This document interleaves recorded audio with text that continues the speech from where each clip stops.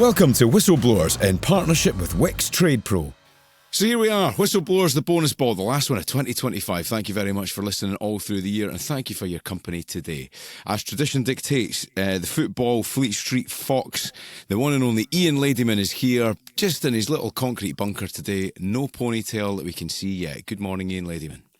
No ponytail, no earrings. I even changed out my pyjamas about 5 minutes before we started. Just for you guys. Good man. Was it a full bear scratch of the arse or just the one-armed bear scratch of the arse? Well, you know, I actually had some alcohol last night.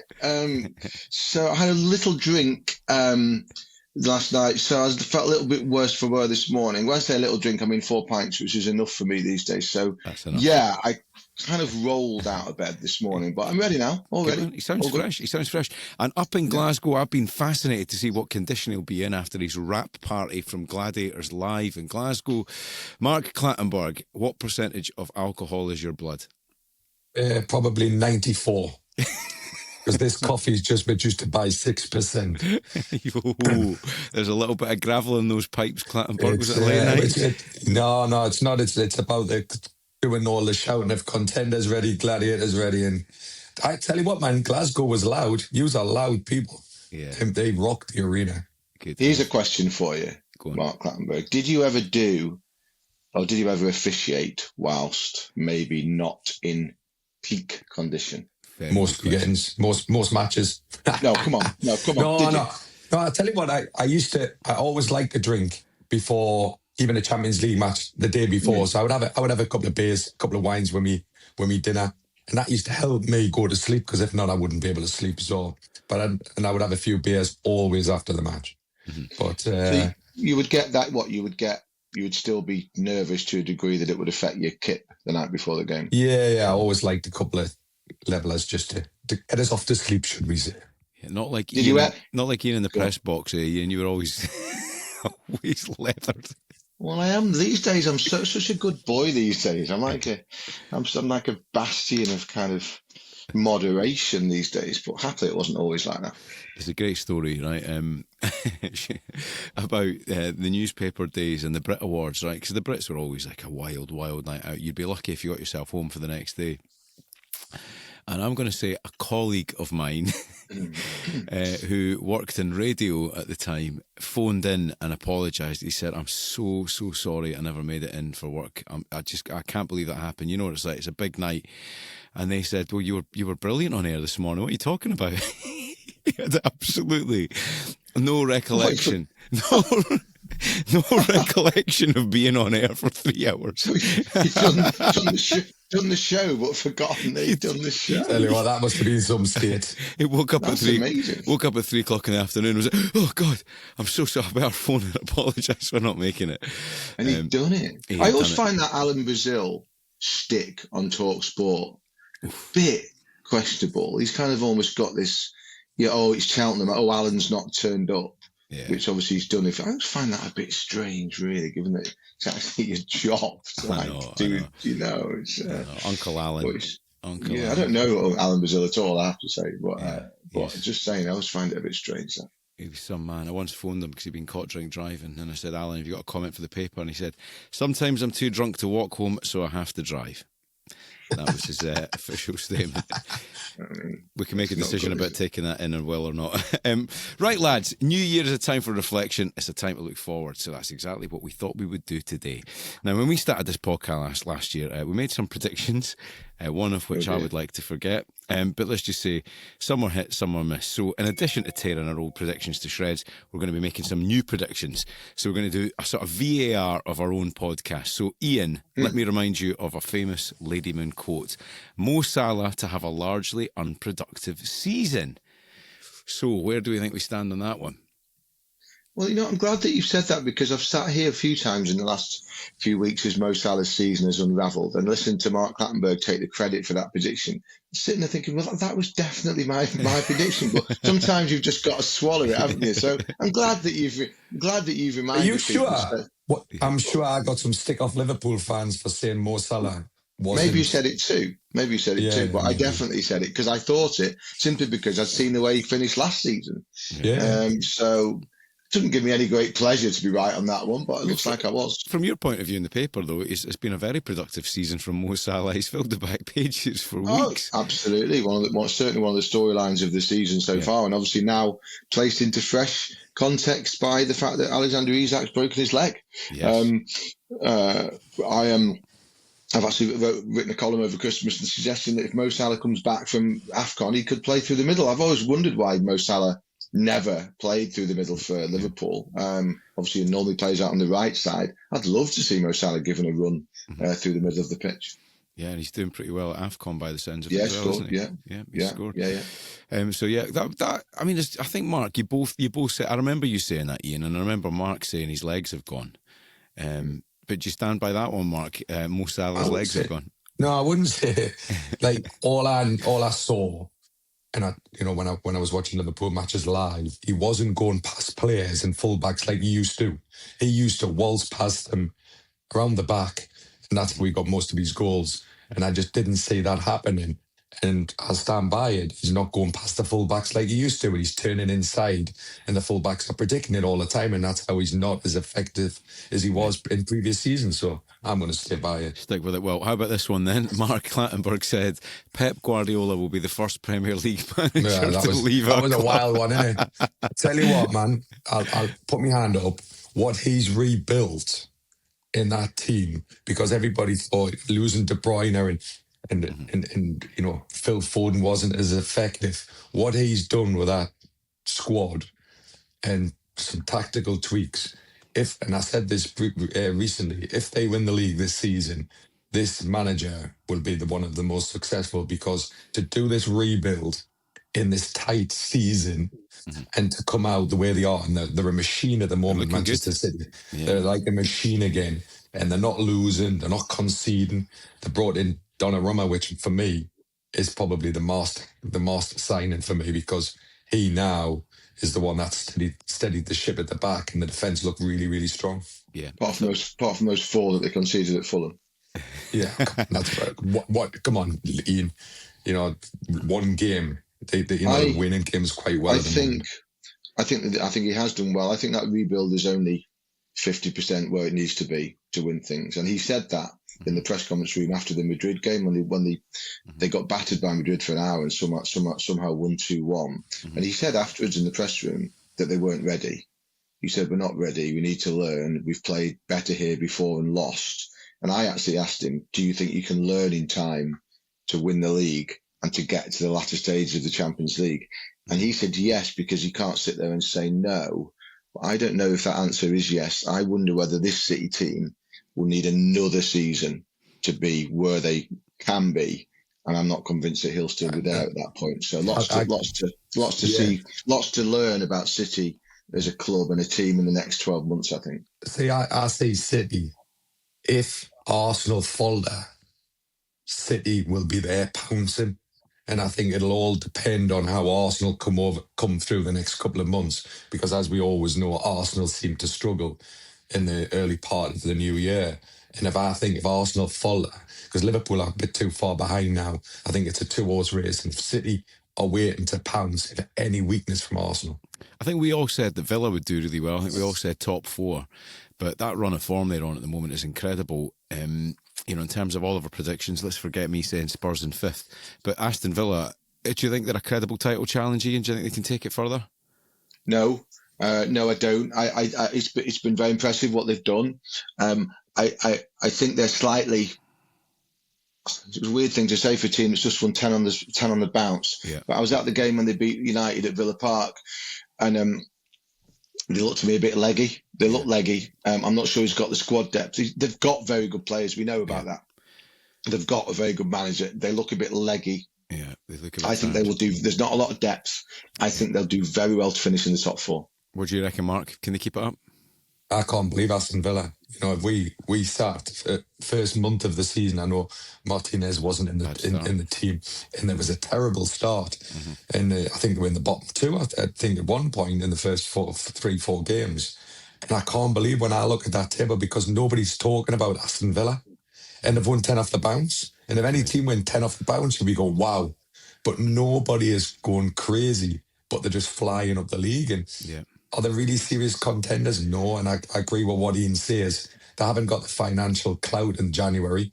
They've been openly said that with the financial fair play. So they're going to have a squad that is what they've got.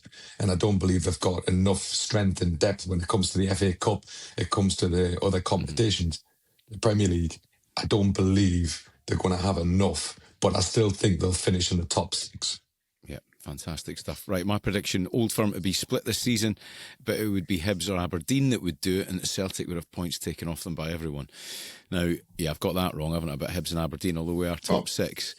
But Hearts, lads, I watched them play Rangers the other night. They looked really, really good, physically on top of it, really at it. The derby's on the 27th, which I'm really nervous about wearing my colours today. But I think the season...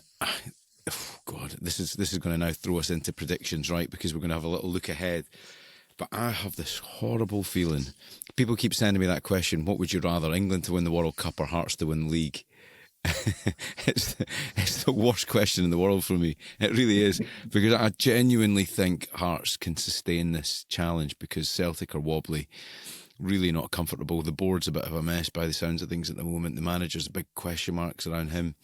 But Hearts look like they're going to keep it going. And we talked a bit about Danny Rowe the other day. He's going to do, I think, a good job of Rangers, but I just don't think he's got the players to make a dent in the league. So, oh God, it's painful for me to say this, but I think Hearts could win the league. I think we've got to be. Even if they don't, the fact that Rangers and Celtic could be split is a big deal in itself. What I would like to see would be some kind of sustained improvement in teams outside of the Old Firm, because obviously Aberdeen came and then went again last season, went pretty spectacularly. This time it's Hearts. What I would like to see is something built at one of those clubs that can sustain them, because as we all agree, a 2-team Scottish Premier League is not really a league, is it? So I hope this is not just, I hope these aren't just outlier seasons, and I hope this becomes something more sustained. Yeah, Gordon, and so do you really think Hearts have improved, or do you believe Celtic and Rangers have dropped their standards? It's the perfect storm. I think Hearts have got a really good manager in Derek McInnes. I think they've built a decent squad. They've had a bit of money injected at the right time. I think Celtic are flailing. I don't know what they were thinking replacing Martin O'Neill when he just found that stability. I think Celtic, if they'd kept Martin O'Neill, I think Celtic would have definitely won the league. I really do. I think that's exactly what they needed. And I think Rangers are just in a mess as well. So it's a perfect storm. And the other thing is, I think Hibs are pretty good. I think Dundee United, Motherwell and Aberdeen are all pretty good. So they're all going to take points, or potentially take points, from the Old Firm and from Hearts. So when you throw that all in, it makes for an interesting league for the first time in a long, long time. I am old enough to remember Aberdeen winning the league. I'm old enough to remember Hearts missing out on the final day of the season. I'm old enough to remember the other times that the other clubs have come close. But this is the best, I think, the best season. I went to see Hibs the other day, going to see them again. At least it's nice to turn up and think there could be a different outcome, because it's rubbish about football when you think it's just going to... I mean, I think you said a really interesting thing that, Ian, I've repeated to a lot of people recently, is that expectations in the Premier League have become totally warped by the quality and consistency of Manchester City and Liverpool in the last however many years. And I think, again, the statistic that you quoted that I've then repeated 100 times has been Manchester United winning 22 out of their 38 games in the treble-winning season. Imagine that now. You'd be mid-table. So the game has changed in terms of expectations of fans, and it's for the better, I think. It's for the better. We hope that it's, and I hope it's turning back again now. I hope that we can get back to a situation where you can lose 4 or 5 games and still win the Premier League, because that points to competition and higher standards, doesn't it? Right, before we get back into football chat, we're in partnership with Wix Trade Pro, and honestly, if you're a tradesperson listening, this is one you want to hear. Aye, because Wix Trade Pro is here to save you time and money. Save 10% every time you shop in-store or online. No minimum spend, no faff, just proper savings. Wix know that tool theft can have a devastating impact on you, your life and your livelihood. And since prevention is always better than a cure, let's start there. They've just launched something genuinely smart with Deter Tech. It's called Smart Water, award-winning forensic marking technology that helps combat tool theft.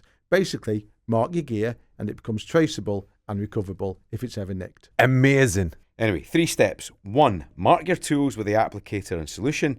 2, stick the deterrent signage up. And 3, register it so anything nicked can be identified. Simple, effective, and gives you peace of mind, which is more than Mark ever gave Premier League managers. Unbelievable. Download the Wix Trade Pro app to sign up today.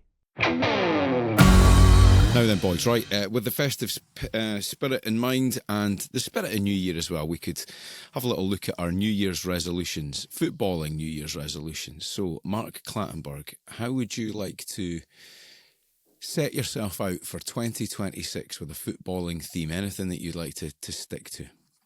I think what you just talked about comes to mind. And I never watched Scottish football.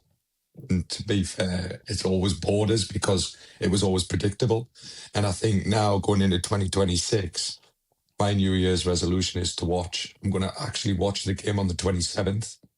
And I'm going to watch a couple of games going forward to see if it has improved and the competition is as good as it was. Because I remember years ago being in a bar in Tenerife. And I said to this, there was a Scottish guy sitting with us at the bar and I was on my own.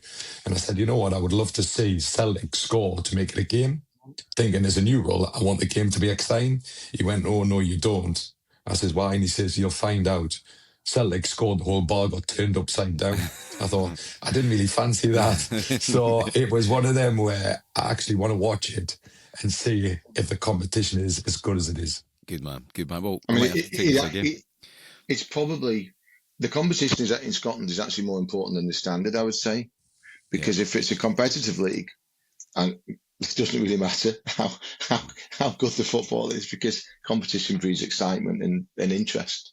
And So then, it's a good one, that. Right, so I'm going to, as one of mine, I'd like to go to a game with you both, hopefully north of the border, but I'd love to go and see a game of football with you both in the flesh.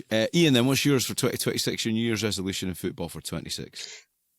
So I've got a couple. I've got I've got a work-related one. Which break a story? Don't be ridiculous. We're talking about things that we can possibly do, not talking about fantasy. Talking about fantasy.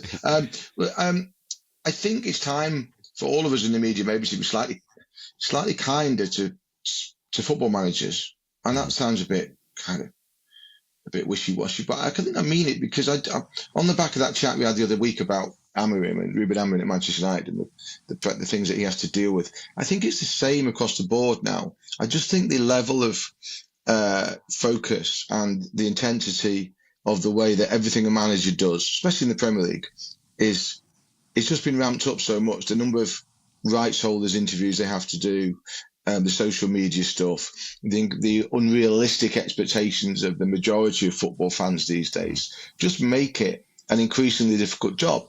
And I can just imagine people listening to this shouting at their phones, saying, "Oh, they all get paid loads of money," and they do get paid, loads of money, and we know that. But money doesn't make you. Money doesn't bring with it a shield to pressure or stress. Yeah. And I just think that what we expect of some of these guys is too much. Yeah. And I think that, I've been digging Enzo Maresca out, haven't I, recently at Chelsea a little bit. And I think with good reason.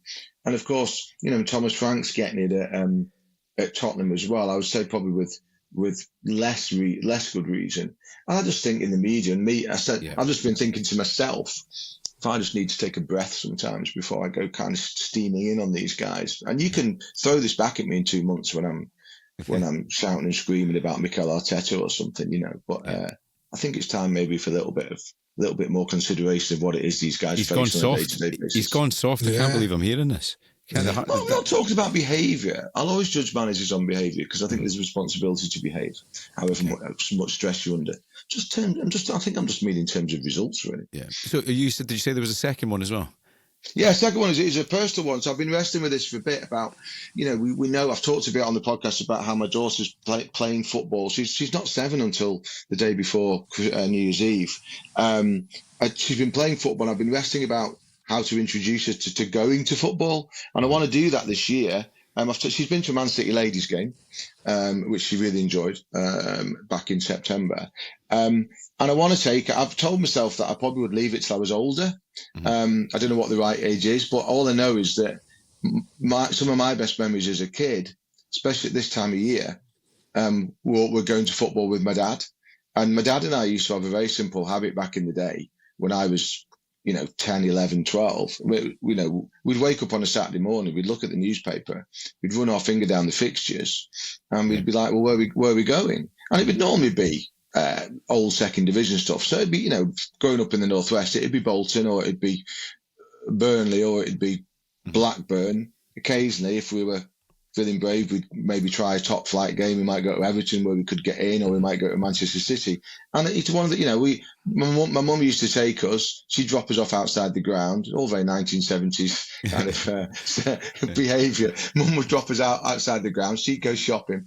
We'd go to games. She'd pick us up afterwards. And I think that a lot of that, I know that a lot of that, for all that time spent watching football with my dad, who's still with us, bless him, 87. Brilliant. All those times watching football with my dad, not only they were parts of the jigsaw in terms of the way I see football now. A lot of the things that I like about football and don't like about football come from that. And also time spent with him.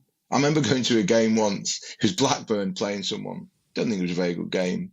And on the way home, my dad said, "What did you think?" And I said, "Oh, I really loved it, Dad. I loved it." And he was like, "Oh, really? I didn't think it was one of the best games." And I said something like, "Yeah, but I just wanted it to go on forever." And the feeling was it's because it was time spent with my old man, and I want, if Ethan's showing signs of enjoying football, I would never force my daughter into watching football or playing football. If she's not interested, that's totally up to her. But the fact is that she is showing an interest. She's got a football kit for Christmas. I won't tell you which team. She's playing a bit of football. So I think it's time to take her. So just a matter of what level. I think a Premier League game might be too much for a 7-year-old with all the noise and the bad language. So maybe I'll take her to Stockport County. I don't know, but I want to find a way into that this year, really. It's a good one, that. It's really good, that. Good. I agree with you entirely. My footballing experiences in the 80s being taken to games were absolutely terrifying. Yeah, we had a bit of that as well, by the way. Yeah. I think it's played a part in my upbringing, definitely, being able to go and survive and deal with noise, even the smells of the booze and the drunks. And of course, it was all standing then. It was, yeah. It was terrifying. I remember standing in the Newcastle, the Gallagher end, and the toilets were out of order, so they put some in these porta cabins. Yeah. In the top end of the crowd, and there was a surge, and I was in it, and it ended up somersaulting out, covered in shit. I was covered when I come out. Well, scored. Rob Lee scored. If you can't hold your bladder for 90 minutes, what do you expect? Do you know what? That's brilliant. Brilliant. There'll be football fans rejoicing with that story. Exactly. Yeah. I meant to say, I was out the other night. I went to the opening of the Guinness place in the new Guinness brewery in London, and I spent most of the night drinking with Rob Lee. What a player! What a player! What a player he was, eh? He was probably the most. If you look at transfer fees and what he gave to a football club, he's probably the number one at Newcastle. Yeah, brilliant. It was so cheap. What's he up to? It was weird. I don't know why he was there, but we ended up having a drink together, and I spent most of it giving him a hard time because his son was really good for Hearts. I don't know if you know, he came up and played in Scotland, and he did a number on us a few times, actually. But he was in great form, and I forgot to tell you, he sends his regards, Mark Clattenburg. Yeah, he did. He knew about the podcast, which was quite nice to know. But going back to what you're saying, Gord, we actually did stop going in there. Now you mention it about your experiences in the 80s were different. We did stop going for a while, I remember. I think we were at a game at Bolton, and we were standing, and they were throwing darts at each other. They were throwing darts into the away end. Yeah. So we did stop. We did stop for a couple of years, actually. See, my memories of my dad taking me. I remember going to my very first game at St James's, and I remember there was a post in the middle. You couldn't see one side of the goal. Pussy Waddle was on the wing, and my dad must have liked me. I knew my dad. I must have been my dad's number one because I had an older brother, and he took him to Sunderland. Tremendous. Dad took me. I remember Dad once taking me. I think might have been to Preston or wherever it was where Bobby Charlton eventually ended his career. Yep. And my dad said, "Right, we're going to this game. I want you to see Bobby Charlton because, just so you can say that you've seen Bobby Charlton, and I want you to go to this game." And I think we went. I think he was on the bench or something. He never got on. See, one of the sports which you'll remember, Gordon, one of the sports that my dad, because my family came in from Canada, So me family played ice hockey, and that's how my family came in to play for Durham Wasps. So I've always followed Durham Wasps till John Hall dismantled and, became a sporting empire. Now they've completely gone. But I remember my dad taking us to watch Murrayfield Racers against Durham Wasps. Yeah, And that was one of my highlights. I'll always remember going up Scotland. What about the Fife to watch Flyers? Did you not see the Fife Fife Flyers? Yeah, no, I never saw the Fife Flyers, but, go. the caddy, or however you say it.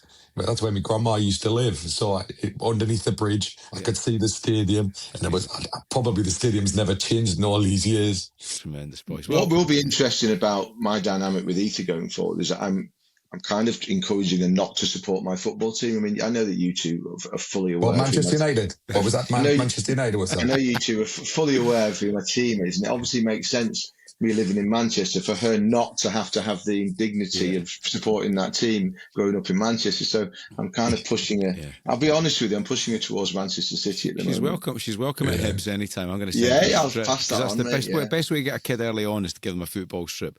Like when my boy turned up at my house when my son was about 2 years old with a Millwall strip, and I thought, oh no, with his name on the back. It'll be interesting, your daughter, how she'll see. It'll be an interesting conversation next year. How she finds watching the women's football from a crowd point of view to the men's game, and how aggressive probably men are. I'm not saying men don't go to the women's game. How maybe the atmosphere or the attitude of people could be different. It'll be interesting to have that conversation. Yeah, it's absolutely spot on. When we went to City Ladies, it's exactly that. But the three of us went, me, my dad, and my daughter, and the football was fine and entertaining, but the atmosphere is completely different. There's no abuse, no one shouts at the referee, no one gets on the back of the players. The only thing about taking us to a Premier League game is I just wonder whether it's just too noisy. I've got a mate who has posh tickets at City, and he said bring her, we'll sit in the posh seats. Don't really want her first football experience to be in the posh seats. She'll expect to sit there all the time. It's not going to be noisy at City, you know that, don't you?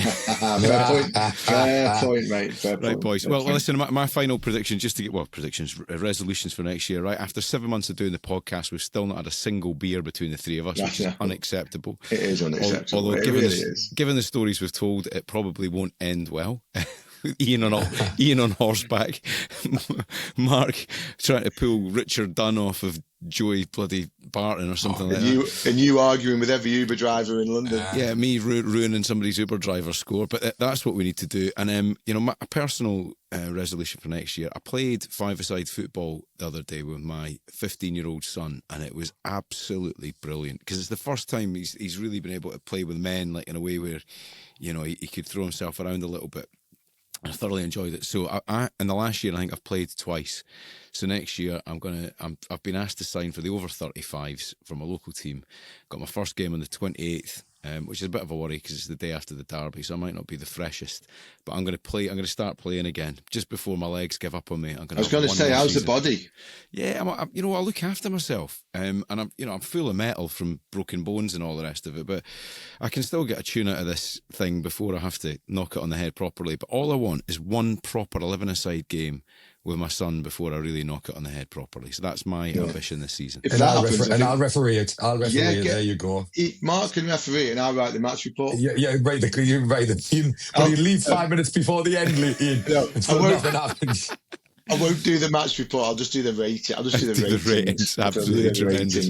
The ratings out of 10. What's the most brutal? Just to finish, what's the most brutal rating you've ever given somebody? By the way. Oh, I've only ever given a 3, but there is a really good story about a late pal of mine, bless him, the dear and departed Ian McGarry, who was chief football writer on the Mail for a while, and he's no longer with us. And bless the son. him. Yeah, great, yeah, absolutely, and a big Celtic fan. And Ian gave Ashley Cole 3 out of 10 for an England game, but it was in an England game where I don't know, because of the time difference, you had to give the ratings after about an hour. And I think he gave him 3 out of 10, and then Ashley then had like a worldie for the last half an hour, and was like, and literally managed to get himself up from a 3 to like a 9. But Ian, of course, the first edition had gone, and the 3 out of 10, and Ashley saw it. Amazing. So, what a story. God bless you, Ian McGarry. Ian McGarry, there we go. Well, boys, it's been a pleasure this year. A fantastic 7 months. I've really enjoyed being in your orbit, and I'm looking forward to next year. Thank you very much for everything this year, and best of luck for 2026. Happy New Year, everybody. Happy New Year. Happy Christmas to everyone. Right, if you want to get involved, you can email us, whistleblowers@dailymail.com. You can hit our socials on X, @BlowersPod, TikTok, Whistleblowers Podcast, Instagram is Whistleblowers Pod. We're back on Thursday. That's the next instalment of Whistleblowers. Until then, do not forget to follow us. And one more thing, Mark, have you remembered your whistle today? For the end of 2025, the answer is no. Thank you very much for watching Whistleblowers. Please subscribe to our YouTube channel. Remember, episodes every Thursday and Tuesday, and on a Sunday, you'll get our clip of the week.